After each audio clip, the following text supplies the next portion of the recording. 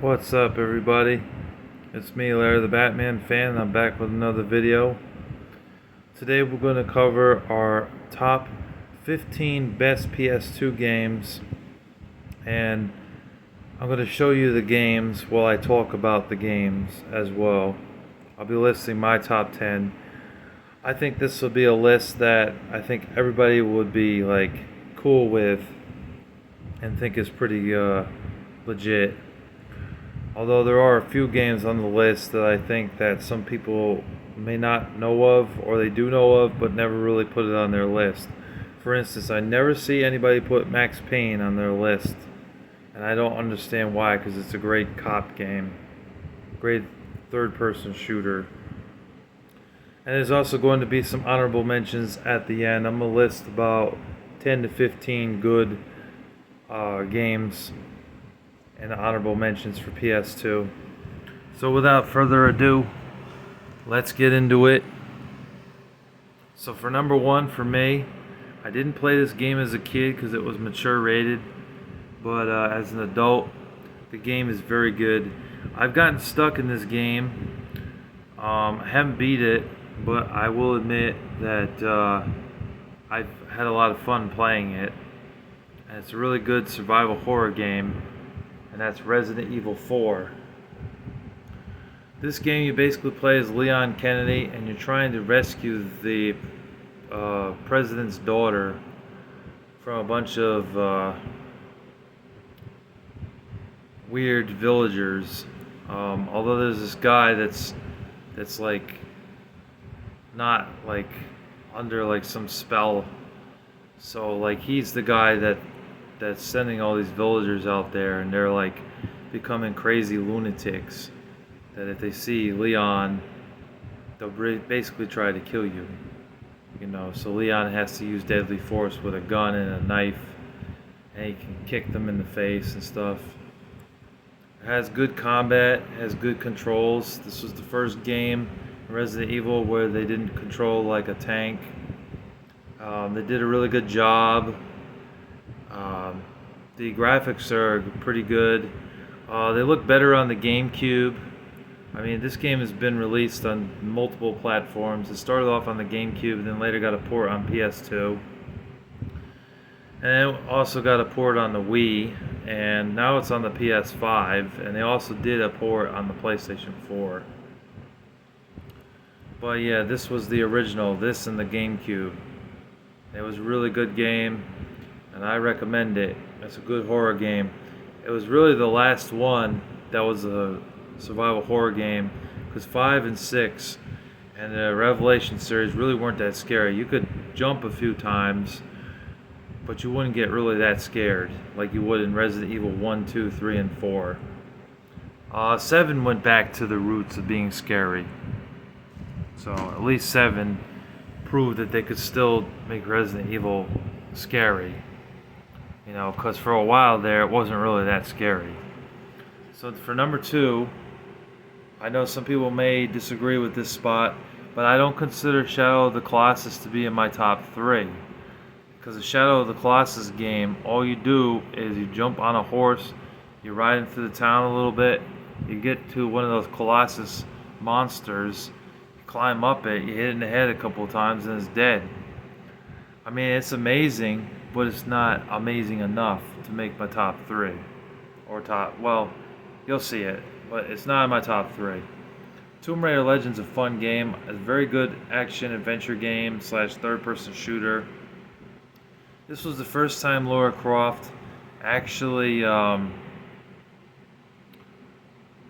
was I gonna say? She actually didn't control a damn tank, and that was really annoying with the older games on PS1. The jumping backwards was a pain in the ass. Going back to them now, they don't hold up very well.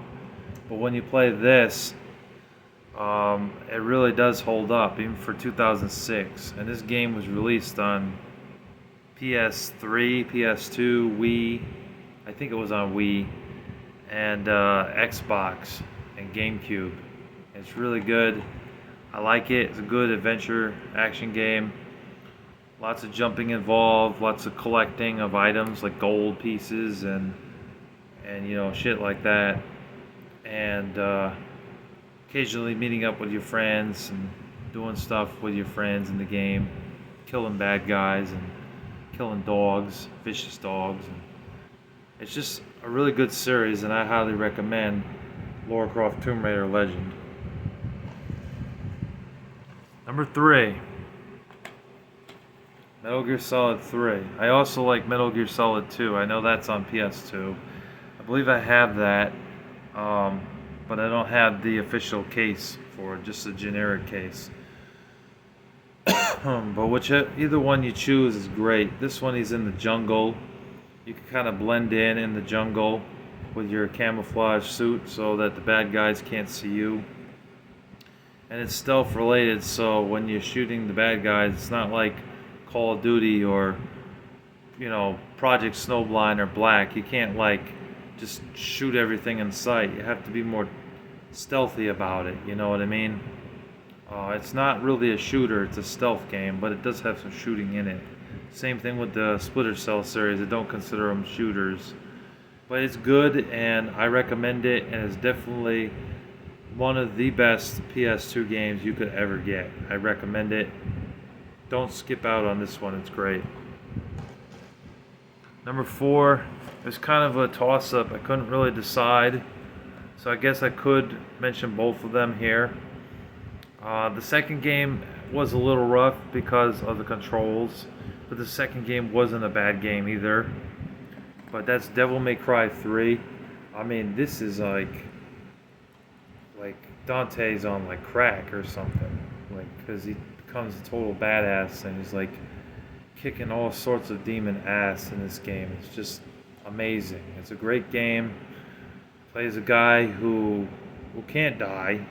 I think he's a half demon from what I understand, which to me does kind of bother me. I don't really like stuff with dark things in it or demonic things. But from what I've heard, yeah, he's not a full demon or whatever. He's this guy that just simply cannot die. If he gets stabbed by his sword, he can't die. He's like Deadpool. But he wants to be a hero. Or maybe he's considered a vigilante like the Punisher. But all I know is that it's a good action game. It kicks butt. There's lots of fighting of demons and killing demons in the game with your sword. And you become such a total badass in this game. It's just awesome. The first game is also great as well. I recommend the first game. The first game, I think, had more going on, where you go through a portal, you collect stuff, kill a bunch of bad guys, and then you move on. Try to get the key to the door and unlock stuff. So it was a little bit different than the third game. The third game didn't have as many portals and stuff in it, but they're both great games. Really, I could choose either. Here's the number 5 spot, Shadow of the Colossus. Now, I know a lot of people would put this in their top 3, but for me personally, I couldn't put it in my top 3 because it gets really repetitive fast, and to me, repetitive games like this, or say Dynasty Warriors, they do get boring after a while. You're doing the same stuff all the time. It's still a good game. The graphics do look good. You can get this on the PS4, I believe now. The graphics look better on the PS4 version, a remastered of it. It's a shame we never got a sequel of this game, never a Shadow of the Colossus 2, because it would have been nice to see this game franchise become an actual franchise or a series. But from what I played of the game, it was okay. It wasn't a bad game, just not in my top 3. At number 6, we have Max Payne. And also for number 7, Max Payne 2. These are both really good games that I highly recommend. They are a lot of fun to play through. You play as this badass cop named Max Payne, and basically everything's okay. You're investigating a murder or a bunch of gangsters, and then what happens is one of your buddy cops ends up killed, and then they they think it's you that committed the crime. At least in the first game, that is. But you didn't, and so you investigate more. But you got cops on your trail because they think that you committed a murder and killed one of your own, even though you didn't. So he wants to take back what is right, or make the wrong things right, rather, kind of like the Crow. And in the game, you get stuff, you get guns, you get weapons, you kill the bad guys, and there's like a bullet time thing going on where you could freeze time for like 10 seconds and go forward, with your whole body up in the air and shoot the bad guys at the same time and then land. And you can also fly backwards and do that too. It was one of the first games to do that in a third-person shooter, and his voice just projects so well, and the comic book style art of the game is done very well as well. So that's why I recommend these two Max Payne games. They're excellent.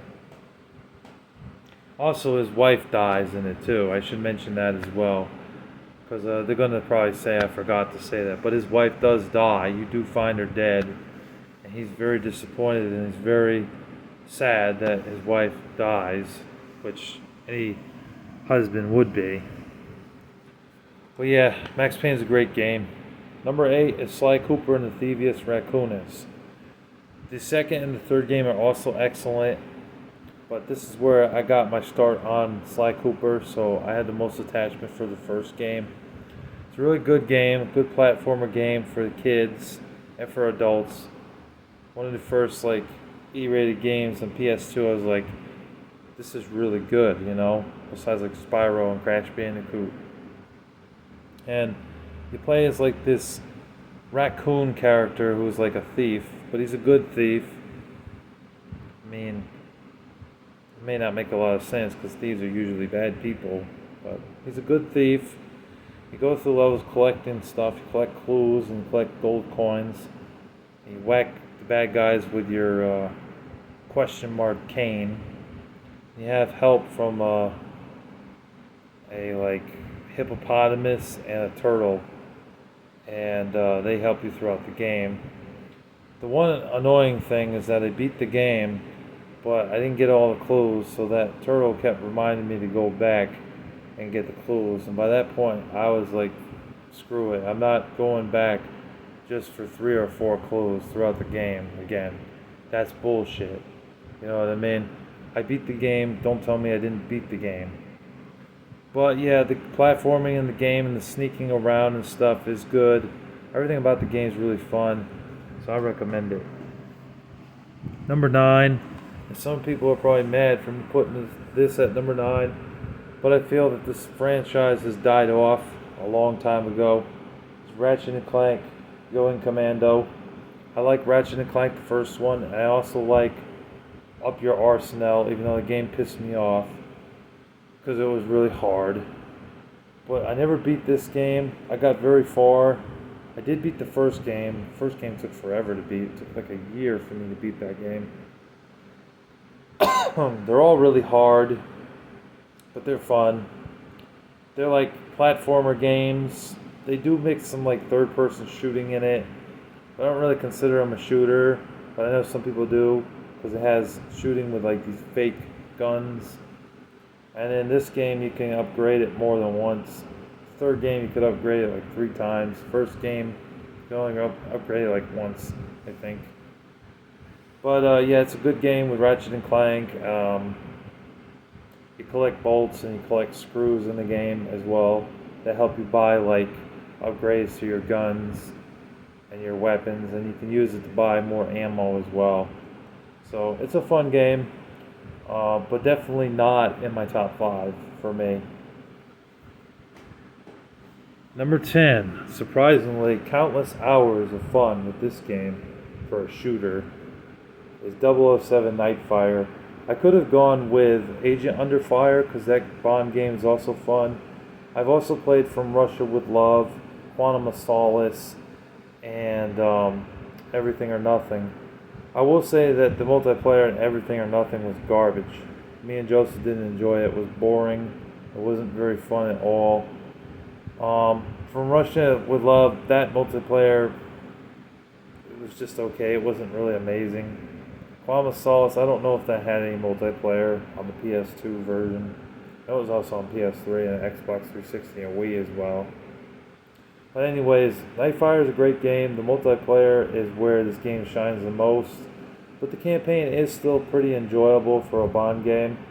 You got Pierce Brosnan here on the front. It's not Sean Connery. It's not Timothy Dalton, Roger Moore, or Daniel Craig. It's Pierce Brosnan. But it's a great game. I recommend it. The campaign, like I said, is fun. The multiplayer, though, is probably where you want to go. You want to have a friend over to play multiplayer, because that's where you spend countless hours playing the game, because this is just so much fun in the multiplayer. So, my number 10 spot, 007 Nightfire, James Bond. And then the last 5 we got here. Number 11 is another stealth game where you play as a secret agent. Sorry about the glare. Is Tom Clancy's Splinter Cell Pandora Tomorrow. I put this one over the first game and the third game. Third game, Chaos Theory, looks better on Xbox. Graphics look a lot better than the PS2 version. Chaos Theory is still a great game, but I just don't feel like it's as good on the PS2. So I'll put the second game up here. I never did beat it. I got pretty far though. I got stuck because it was really hard. But it's a stealth game with some shooting in it, where you interrogate bad guys and you find out information that'll help you along the way. In this game you get 2 guns, which helps a lot, because in the first game when you ran out of ammo, you were fucked. You could not punch, you couldn't do shit. You know, so all you could really do was run. And that sucked, because if you got 3 bad guys going after you and you're in a corner, you'd end up dead because you can't punch or anything.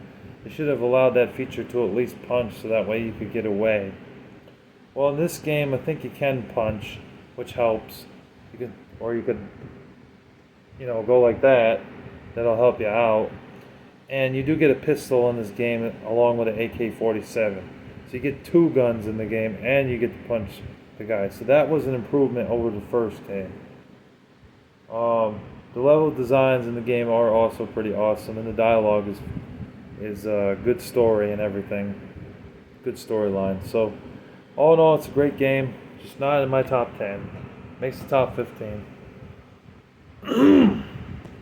Now here's one that I think is a lot of fun, and I think a lot of people would agree with me too. It's Star Wars Battlefront 2. The first game is also great, Star Wars Battlefront, but the second one shines even more, I feel. More things to do. There was a multiplayer in the game that was really fun. You could play as Darth Vader in the game and just go around with your lightsaber, beating people up and killing people and just, kicking ass and things like that. It was a blast. You play as a stormtrooper in the game. So it's done like an action, shooter, third-person shooter. And it's really good, and I highly recommend it. And anybody that's a fan of Star Wars like I am, you'll love this game. It's definitely a great one to have if you have a PS2. I know they also ported that game to the PSP later on, but it's not as good because it's on a smaller screen. And it may have some problems with glitches, but I'm not really sure.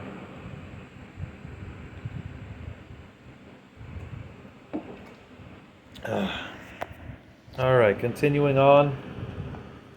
We have Burnout Revenge. Really great game. Again, never beat it, but it was a lot of fun. Basically the first racing game I played where you smash into other cars and knock them off the tracks. And there's some explosions in the game. And there's a few other modes where you can make cash, like you go in this one spot, this one area, you crash into a car, and a car on the right, another car on the right, car on the left, another car on the left, multiple cars on both sides start hitting you, crashing into each other, and that's how you gain points. And that was a really fun mode in the game as well. And the two-player multiplayer mode was also a blast, going against your friends in races and crashing into each other and knocking each other off the track. A lot of fun. I highly recommend Burnout if you're a fan of racing games. This is definitely one that shines besides Need for Speed. Although in Need for Speed you can't really just knock them off the track like that. And then we're at number 14. I thought I said 14 before. I think it's 13. This is 14. That was 13. 14 is Tekken 5. I'm sure Anthony Chobot, who does pop culture, that guy would love this game because it seems like he's big into fighting games. But Tekken 5 is a great game. Tekken 4 is also on PS2. That's a great game as well. I like playing as the tiger dude. What's his name? Crap, I'm forgetting his name. King. King, that's it. King is a blast to play as. He's my favorite character in Tekken. A lot of people don't choose King. I don't know why. They're not a big fan of him or something. They like Devil Jin or one of the girl characters or something. Not me. I like King. King's my favorite character in the game. But yeah, it's a great game, great fighting game, and it proved that fighting games can be done right as long as they don't half-ass shit, and that the controls are good, and that it's fun, and that it's fair and balanced. Because some fighting games from back on the Super Nintendo, Sega Genesis days, they sucked because they weren't fair and balanced, and they weren't that fun. And number 15 is Tony Hawk's Pro Skater 3. Had a blast playing the multiplayer with friends, even to this day. I really could have chosen Tony Hawk's Pro Skater 4, because that game was more free roaming, but this will still do. Also, the Underground series, American Wasteland, were also excellent. But yeah, you go through the levels, you collect skate, and you get like a pro score of like 30,000 points, and a 6 score of like 55,000 or something, and then a regular score of like 10 to 15,000. And there's some other things that you have to do, like grind the molten bucket and like do like a 900 spin on like a ramp and land it, things like that. And it's a really fun game, and I highly recommend it. Now for the honorable mentions: Sly 2, Band of Thieves; Sly 3, Honor Among Thieves; Jack and Daxter franchise, which is 1, 2, and 3, plus Combat Racing; Twisted Metal Black. I didn't have the games to show you for those. Oh yeah, also, can't forget Final Fantasy X. That's a great game. And Final Fantasy 12. SOCOM 2. I also like SOCOM 1. But they're really hard, so they didn't quite make my top 15. Project Eden, which was a really fun game for a sci-fi type of game, third-person shooter. Here's Ratchet and Clank going up your arsenal. Project Snowblind, great shooter. Code Winner, underrated shooter. Resident Evil Code Veronica X, underrated survival horror game. Spyro, A Hero's Tale. I also like Enter the Dragonfly. And then we have Prince of Persia, The Sands of Time. Great game. Highly recommend that. No One Lives Forever. Oh yeah, speaking of which, I do have it here. Final Fantasy 12, because it's a great RPG game. And then also Splashdown 2, Rise Gone Wild, Motocross Mania 3, Power Drome, Soul Calibur 2, Soul Calibur 3, and Run Like Hell, and Resident Evil Outbreak, and Resident Evil Outbreak File 2, and Spyro A New Beginning, and Crash Bandicoot, The Wrath of Cortex, and Crash Nitro Kart. And that's my list. Thank you guys for tuning in, and I hope you guys enjoyed my list for PS2. Peace.